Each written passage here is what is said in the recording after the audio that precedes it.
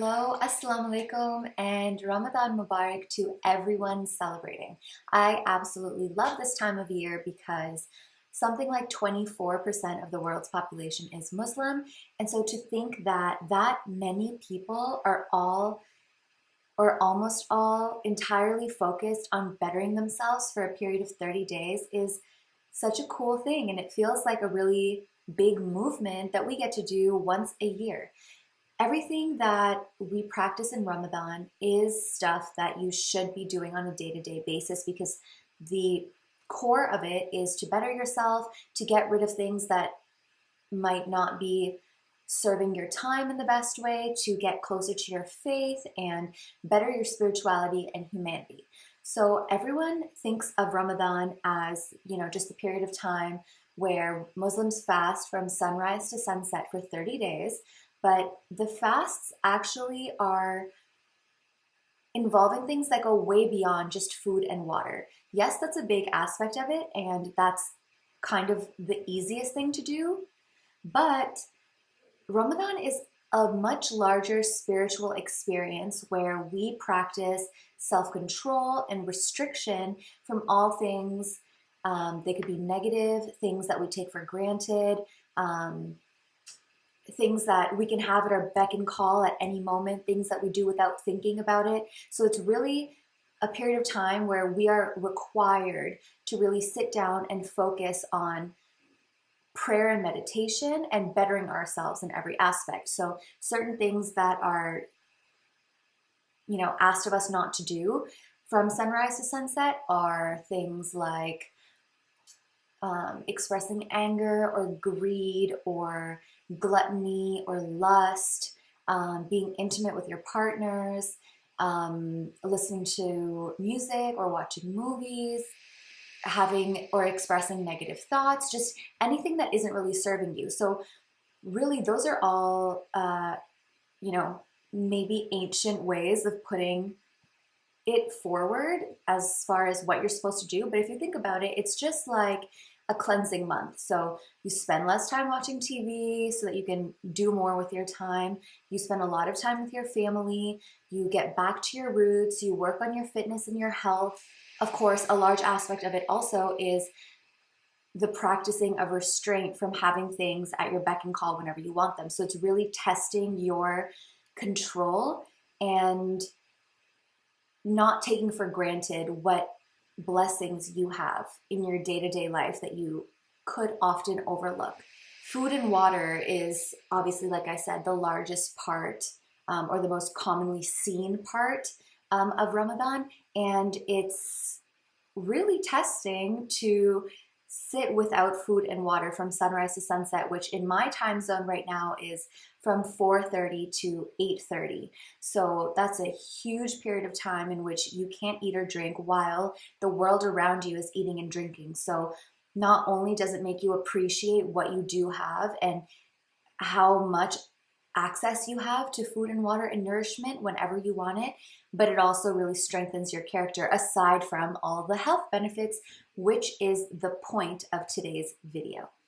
So specifically on the topic of food fasting, I remember when I was younger, I used to get so much judgment by my peers who were non-Muslims, of course, about Ramadan and, how can your God make you starve for so long? But it's funny to me now that this great thing called intermittent fasting is all the rage all over the world, not only for the religious side of things where people practice intermittent fasting all the time, Ramadan and Islam being one of the original founders of this practice, but also people are doing it for health benefits. And when it comes to that, nobody's saying anything and there's no judgment.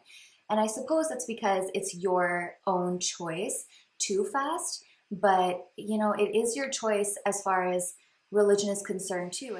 And Islam is not the first religion to preach fasting. It can be seen in Christianity, Buddhism, Taoism, Judaism, Hinduism, everywhere. And it must be for a reason. This must be good for you, and it must have some quality to it that all these sometimes vastly different religious texts that are ancient, by the way, have been preaching this for so long. In the modern day, intermittent fasting became popularized by Dr. Michael Mosley's TV documentary called Eat, Fast, Live Longer, Dr. Jason Fung's The Obesity Code, and Kate Harrison's The 5-2 Diet.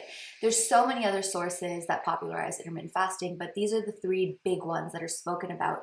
And the common conclusion that all of them came to was that not only did intermittent fasting increase weight loss, help maintain lean muscle mass, improve cardiovascular health and neural health, but it also boosted your stem cell regeneration properties. And I'm going to get into all of that in a little bit more detail in this video and also in the following videos that I do on the topic throughout the month of Ramadan. So let's start today by breaking down the absolute basics and benefits of intermittent fasting and then talk about how it ties into Ramadan and how to best spend this month in order to maximize the health benefits and the spiritual benefits that it can have for you. There are so many different types of intermittent fasting, but the two most commonly cited in scientific literature are alternate day fasting, which is when you eat one day and you fast the next, rinse and repeat. Or time-restricted feeding, which is when you are fasting for a period of usually 16 to 20 hours and then eating in the remaining 8 to 4 hour window. Like I've already mentioned, besides religion and having a better control over your food and eating habits, as well as freeing up your day from thinking about food, eating food, digesting food, because that takes so much energy, people do intermittent fasting because they've seen the proven benefits of it, and scientific literature has confirmed these benefits multiple times over.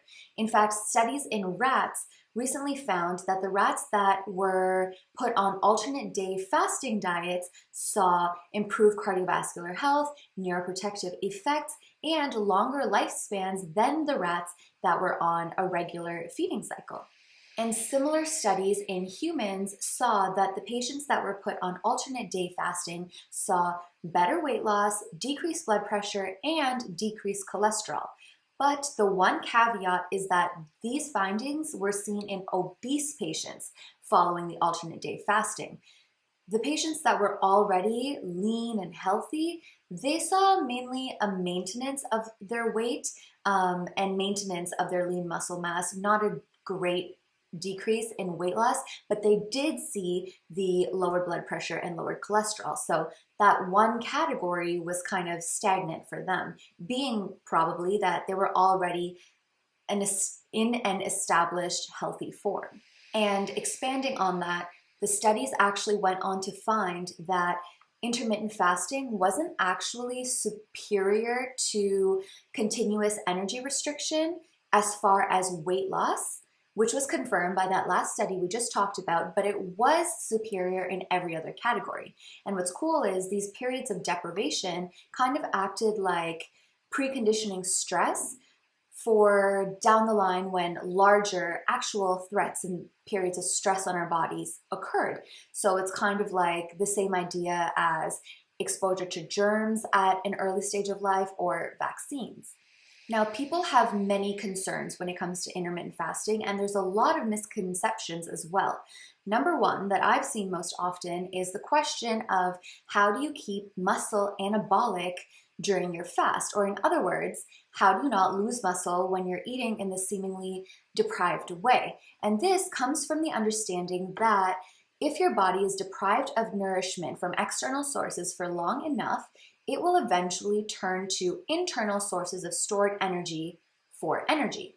So before we go further, let's break down three of the biggest energy stores in the body. So number one is carbs.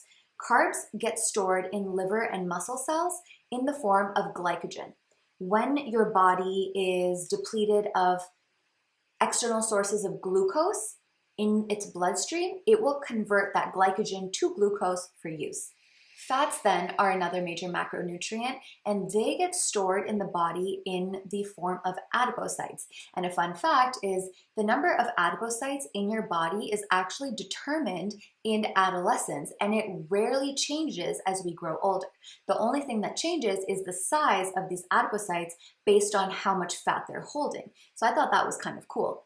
But when fats are absorbed in the body, they get broken down into glycerol and fatty acids, and then those get taken up by the liver, the muscles, and other cells for use when needed. And the last macronutrient I want to mention is protein, even though protein doesn't actually get stored for energy in the body. It gets broken down into amino acids, and these amino acids have 200 functions in our body. But only and only in a period of dire starvation will those amino acids then get converted into a form of energy for the body to use. But this is a last-ditch effort by the body. So bringing it back to how to keep your muscle anabolic or how to not lose your muscle mass when fasting for large periods of time. It is a common misconception that you need to be eating every few hours in order to maintain that muscle mass. But in fact, a 2006 study confirmed that even a period of fasting of 40 hours had no significant effect on the negative regulators of muscle mass and caused little to no muscle atrophy. This means that fasting for up to 2 days almost had no effect on your existing muscle mass. And this is because within a 24-hour period, your body, if it needs to access stored energy, will go to the liver stores first. And in 24 hours, only 50% of the liver stores of glycogen will be depleted, meaning you still have that other 50% of your liver stores to go before the muscle stores even get touched. So another similar concern is that you will gain weight if you are not eating regularly. And I'm not 100% sure of the reasoning scientifically behind this idea, but I think it comes from the fact that if you are deprived for a long period of time, you might turn to the most convenient, calorie-rich, big bad meal that you can find at the end of your fast.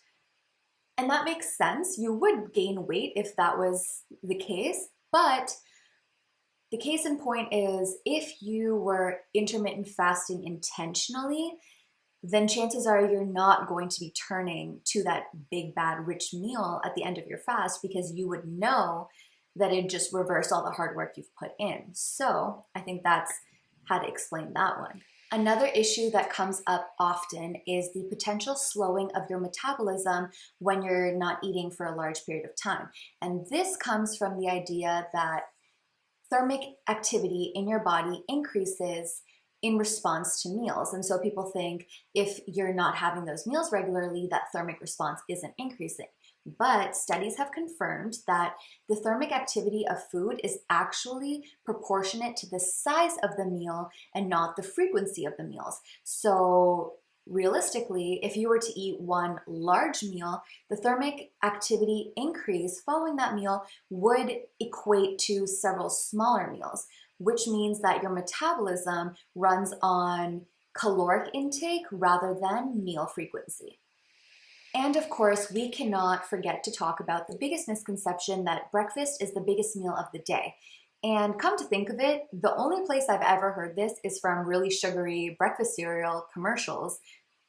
So I'm not sure what backing that has. But if you look at commonly cited studies on this topic, you will see that most often they are looking at children and adolescents. So first off, this is a very broad category to look at. One of the most commonly cited studies asked patients to, or I keep referring to them as patients, but subjects, to either eat breakfast or not eat breakfast and record what they were eating in the rest of the day. And this study found that the subjects that were skipping breakfast were most often obese as well, and the subjects that were not skipping breakfast were healthier overall. But this is such a broad generalization because what they're doing is they are making the observation of eating breakfast or not eating breakfast a causation to obesity, and that's not the case. The fact is, the kids who are waking up on time, have the energy to have breakfast, are making smart choices at the beginning of the day, are probably making smart, healthy decisions throughout the rest of the day. Also waking up on time, getting multiple meals in or large meals in. And so those healthy habits overall are probably the things that are keeping these children healthier overall. And the subjects who are skipping breakfast, maybe because they don't have access to breakfast, or they're sleeping in, or they're too late in the morning and running around and miss it altogether, they're probably ending up hangry, like we mentioned before, and opting for heavier meals down the line. And the key point being, this study didn't mention or control for caloric intake throughout the rest of the day at all. All it controlled for was whether or not they ate breakfast or didn't eat breakfast, and they were asked to record exactly what they ate for the rest of the day without actually giving them a limitation as to how much they could eat or what quality of food they could eat.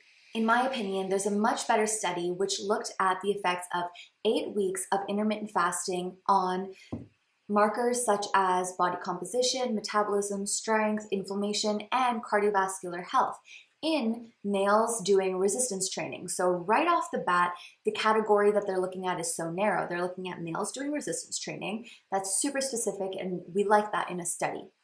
And then second of all, they are controlling for macros and also for the quality of food.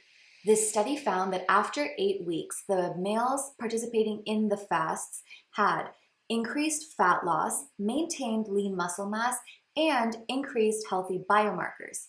Now, it's a little bit unclear because they didn't stratify along the original BMIs or weights of the males, so it's hard to explain how this correlates to the study we spoke about earlier, which found that the males with an already lean body composition didn't see that much of an improvement as far as their body composition as obese patients did. So like I said, we're a little bit unclear on that, but overall, this was a great finding. As you can see, no matter what the hiccup is regarding fasting, the benefits of it, not only in weight, but also your overall performance and longevity of your life, these things greatly outweigh any potential cons that it may have. And like I said, it's been around forever. Ramadan is only one example of it. People do it voluntarily all the time, and it's been seen in several religions. So no matter what, school of thought you're from,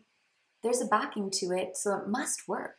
So let's talk in practical terms about Ramadan and how to eat better in Ramadan, really what to avoid, which is a lot of the classic stuff that my community at least dives towards in Ramadan, and how to maintain your workouts. So number one, you're starting off your day with breakfast or sehri. Now, first of all, your fast isn't actually complete if you don't have sehri. I know a lot of people are super tired. They do not want to wake up, an hour before whatever time their fast starts, which for me is, it starts at 4:30, so we'd have to wake up at 3:30. It's so difficult, and people want to just sleep through that and fast through the day and just have their meals at the end. But technically speaking, religion-wise, your fast is actually not accepted or complete if you do that. But speaking practically, it is really hard to get through an entire day of fasting without breakfast. I don't know why you would want to put yourself through the extra stress of missing another meal. I personally can't function without a certain amount of calories in my body, and I want to be able to function at optimal level around everyone else who isn't fasting and still running at, the speed of light. So I suggest waking up early and having a good, nutritious breakfast to kick off your day, and then go back to sleep for as long as you can, or get an early start to the day.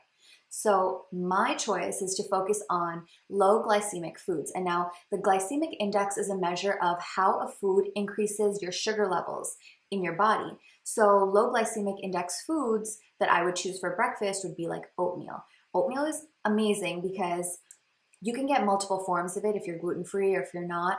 It's easy to digest, it's easy to make, it's low GI, like I said, and it's nice and comforting in the morning. You can make savory oatmeal or sweet oatmeal. My favorite recipe is to microwave some oatmeal, almond milk, whole almonds, and blueberries. Ideally, you'd be cooking this on a stovetop, but let's be honest, at that hour of the morning, you're not thinking too much about, I don't know, microwave radiation. So I microwave it, and by the time it's done, the blueberries are, you know, really swollen and warm, and they're almost exploding, and the almonds are soft, so it's really nice.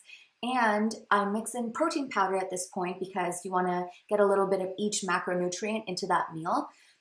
If you do this while the oatmeal hasn't fully absorbed the milk, it's a great time because you'll get the protein powder mixed in well and homogeneously before your oatmeal becomes clumpy. And then I top it off with strawberries, cinnamon, honey, and sometimes yogurt if that's what I'm feeling like having, but you can top it with whatever you want. And the nice thing about this meal is you get some carbs, you get some fats, you get some protein.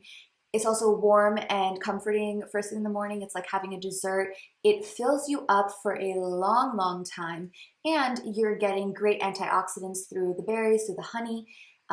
So I think it's really well-rounded as a meal. I like to accompany this with water, and I like to squeeze fresh lemon juice into that water. And the reason why I do this is because, first of all, lemon will help alkalize your water and your body. Lemon is an acid, but when it's consumed, it turns into an alkaline substance. And our bodies naturally tend to go towards the acidic side of things, but their happy place is in the alkaline zone. So anything to bring it back to, you know, like a neutral, closer to neutral level is great. And also, lemon, first of all, is refreshing, so it'll kind of perk you up first thing in the morning. It makes your water a little bit more interesting, and it's packed with vitamin C, which is something that you need to consume in your day, but also beneath all the layers, it is a great free radical fighter, so you're doing that little bit more to fight against the process of aging in your day. Another thing that I know is a big part of our morning routine is coffee, but I would say stay away from coffee during Ramadan. Number one, it is a diuretic, so it's going to deplete you of the water that you have in your system, which is not a lot anyways because you only have a certain number of hours in order to consume water. And second of all, it's going to keep you really tied to the habit of drinking coffee. And the thing with coffee is there's always a crash. So not only are you bound to hit that hunger spike in your day, but you don't want to couple that with caffeine withdrawal also. If you are having caffeine headaches though, I would highly suggest trying decaf coffee. Chances are your body really just wants the taste without so much of the caffeine hit, but if you really, really need it, give yourself that cup, but try and just keep it to the absolute minimum. Another thing is if you intend to go back to sleep, it's one thing if you can consume coffee, have a caffeine nap, and wake up right as the caffeine is kicking in. I personally can't function that way, and caffeine hits me right away. So if you're like me, the caffeine is going to ruin the few more hours of quality sleep you could have. And one of the biggest things in Ramadan is also to get your rest. If you're eating late and then your body is busy digesting, it doesn't have time to heal. So just speaking on a scientific level, you need to be giving your body a good few hours of sleep in order to let it heal and to do the tasks that it needs to do. And secondly, if you plan on being functional throughout the day, because, you know, in the Western world, you're not living in a place where things kind of slow down and people are understanding of your fasting, the world is still moving. So you need to be able to keep up, and not getting enough sleep. One day you're going to be fine, 2 days you're going to be fine, but overall it will catch up to you, and you need to do what you must to prevent this, even if it means kicking that caffeine habit. Another thing is if you intend to work out later in the day, caffeine is going to stop that sleep quality, and by the time you get to the end of the day, how are you going to work out? And speaking of working out, I would suggest doing it 1 to 2 hours before iftar or dinner. And the reason why I say this is because I'm taking into consideration the fact that after iftar, you might need to pray Maghrib and Isha and go to Tarawih. So if you're doing all those things, you also need to sleep. So there isn't much time in between there to work out, shower, get clean again. So I suggest doing it right before dinner, and the perk of this is it actually makes your last few hours fly by. which is nicer than sitting and watching the clock, which is what I tend to do if I'm not working out right before iftar. It's so important to give your body some understanding during Ramadan. If you are a gym regular, take this month as a period of maintenance rather than making gains. You're not going to be making significant gains during this month, so just be kind to yourself and accept that. It's kind of nice to have a deload month, and chances are you'll come back full force after that deload month. So it's really a win-win situation if you choose to make it as such. So my suggestion is to stick to strength training and non-rigorous cardio. Save your high intensity workouts and like Olympic workouts to either after iftar or after this month is over. As far as low intensity cardio, that means sticking to roughly 60 to 70% of your body's maximal heart rate. And the way that you can calculate this is by going 220 minus your age, and that will give you your maximal heart rate roughly. And then if you multiply this by either 0.6 to 0.7, that'll give you 60 to 70% of that heart rate. So that is the target zone that you kind of want to aim for when you're working out.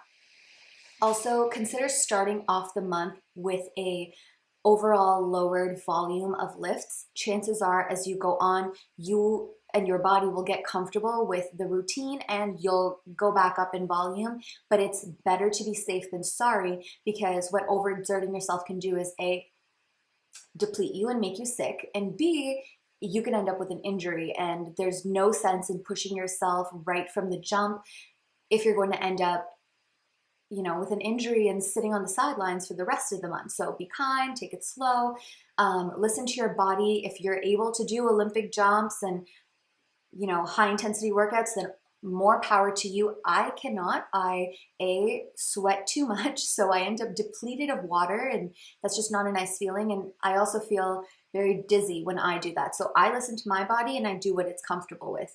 The point is to stay active and not completely, loafed around during Ramadan. So as long as you're trying, as long as you're going a few days a week, even if it's just for a walk, you don't have to physically end up at the gym, but just stay healthy and active and in as close to your regular routine as possible, and you'll be doing yourself a service.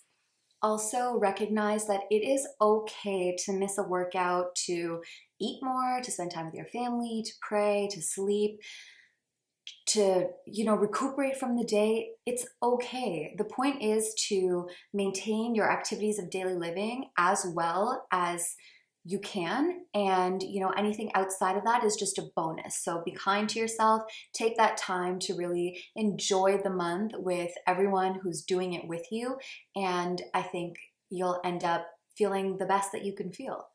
So now let's talk about iftar, or dinner, which is the best time of everyone's day, and it's the only time of the year I find that everybody knows exactly when that one prayer time at sunset is, because it means they can eat, myself included. But Ramadan is the exact opposite of when you should be super indulgent in food, and yet it has become the most indulgent time of year for my community, at least. Our go-to foods normally consists of things like parathe, samosa, what else? Pakore, sweets, anything that's like seemingly delicious and fatty and filling and fried.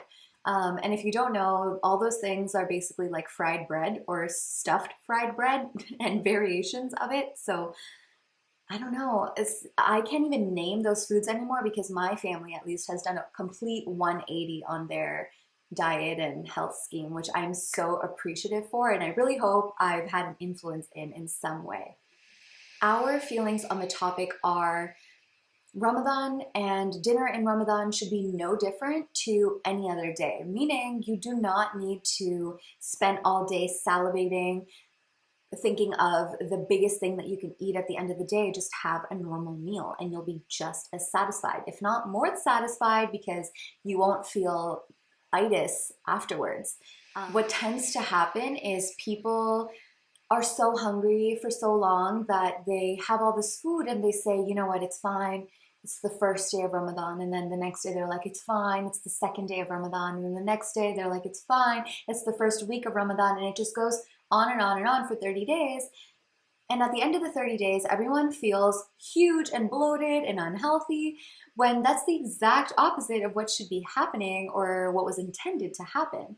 And it's because we're indulging on everything that we can indulge in, giving ourselves slack, saying we starved all day, so that gives us full license to eat whatever you want at the end of the day, but that's just not how it works. So something that I like to focus on is how to meet my maintenance calories at the end of the day. So little changes can really help you do that. And it's not something that you need to do every single day, but if you do this a few times a week, overall, it will give you the same maintenance calorie intake as if you were eating on a regular schedule, I think. So number one, I like to have richer, more red meats once or twice a week. So things like beef or lamb, because we normally just have chicken or fish, things that are really lean. But if you're eating less, someone like me who's anemic, I need my iron stores. And so I'm not getting enough sources of iron throughout my week. So I turn to beef and red meat and healthy green sources of iron more specifically, just so that I can make sure I'm not depleted on that front. Another thing I like to do is, again, this all depends on your body. So mine works really well on fats. I find that if I eat a good quality fat, that can sustain me for longer than carbs.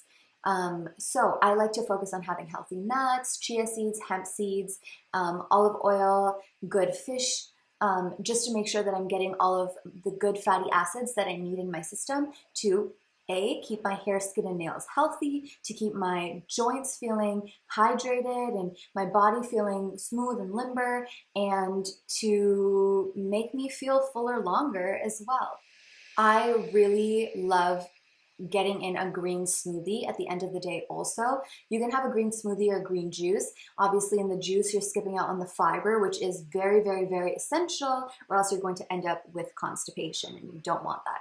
But I like to have the green smoothie because you can blend together all the stuff that you need to be consuming in a day as far as micronutrients. So I like to stuff in a bunch of servings of greens, maybe half a pink lady apple, some lemon, celery for hydration, anything really that I feel my body is going to run well on and taste good to me.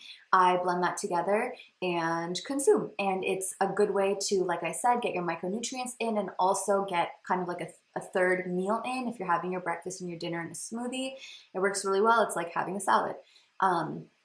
My favorite recipe for green juice actually is basically anything, any combination of fruits and vegetables. I go like 3/4 vegetables, 1/4 fruit to keep the sugar down.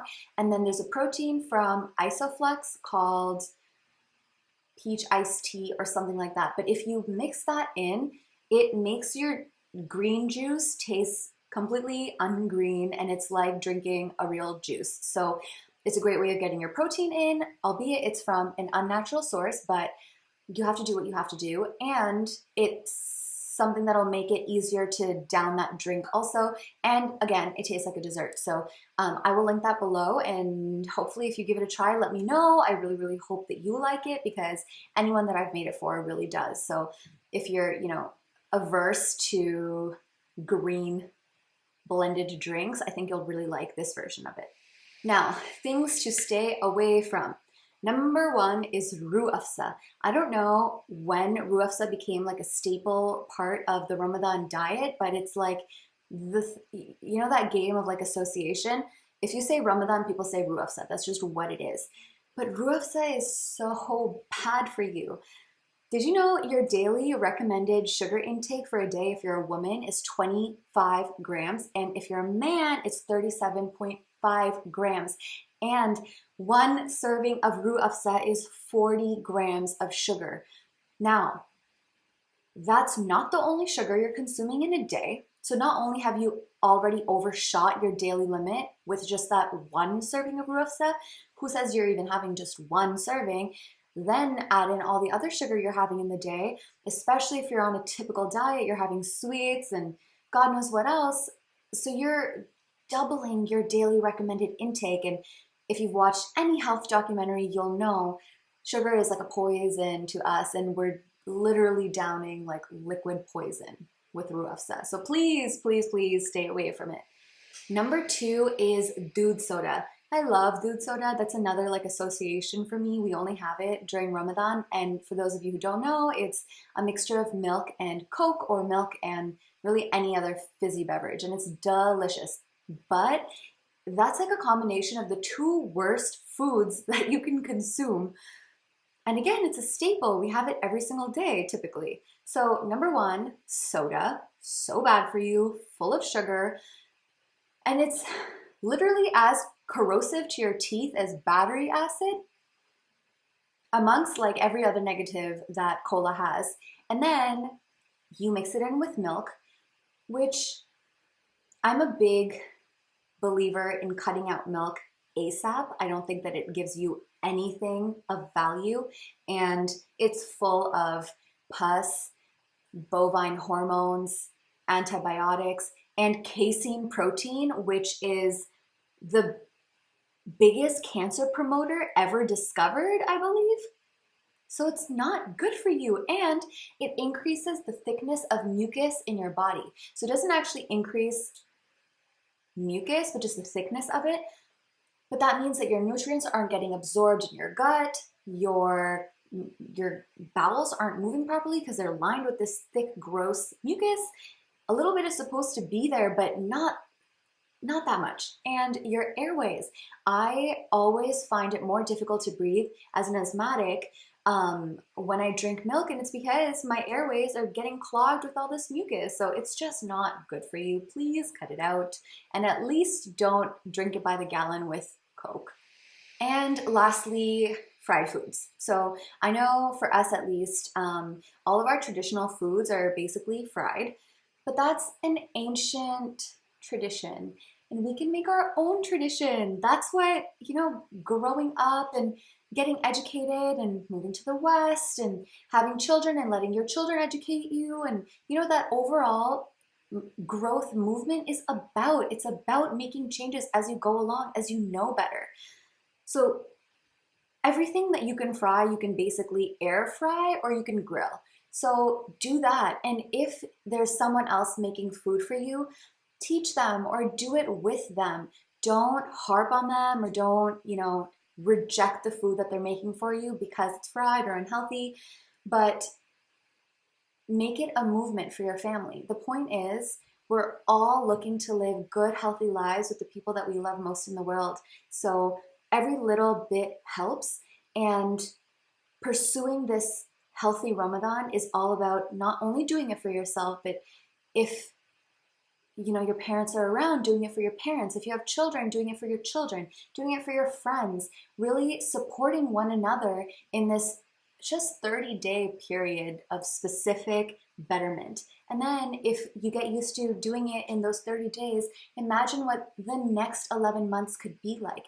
The growth that you can do in 30 days is exponentially greater than probably what you've done in the last 11. So make the following months even better for yourself. Carry all these good qualities forward. Don't just let it end at the end of Ramadan.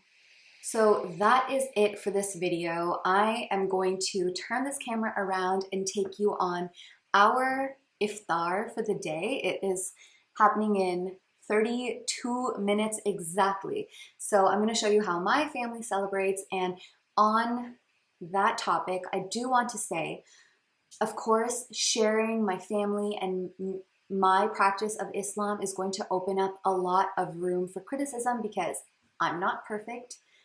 I can only speak for myself, and I know that I'm not, and I don't claim to be perfect as far as my faith is concerned. But let's focus this video and comments or, opinions on this video as just the health side of things.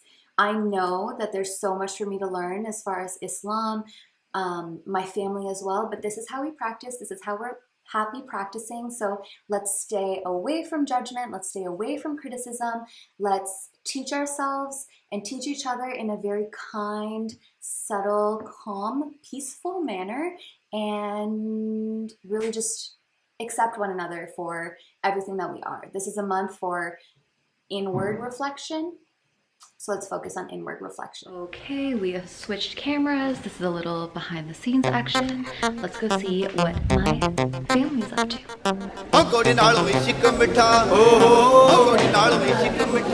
So it's Iftar time. What do you say? Allahumma inni laka samtu wa bika mantu wa alayka tawakkaltu wa ala rizqika. Thank you. Proud mama. Mama, both of you, both you and Taja look like you're running for yeah, you look like the parliament of Pakistan right now. Glasses, dupatta bhi aise liya hua hai. Drinking from red solo cups though. आपने पढ़नी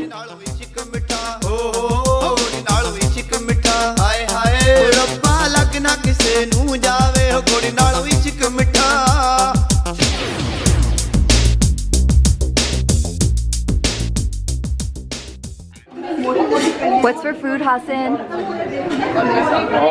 Rice and oil. Rice and oil. Josh, can you explain what we're eating? She's eating pulao and this is korma. What's korma? Butter chicken. Lamb? Yes, lamb pork. And then? And this is dal makhani. My favorite. And this one is Butter chicken? butter. Do you know Baba made the sauce? Really? Yeah. And then? Then this is Kebab shabab? and this is fish.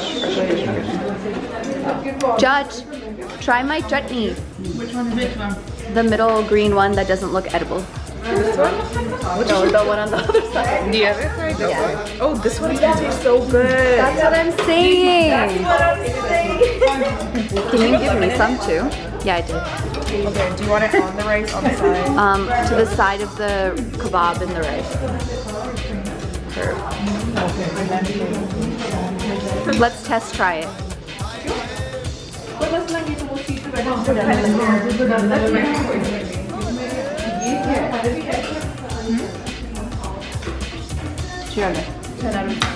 It's what? It's so good. Say that again. 10 out of 10 on her chutney. She did it. Maypai, did you try my chutney? Which one? That one? That green one? Yeah.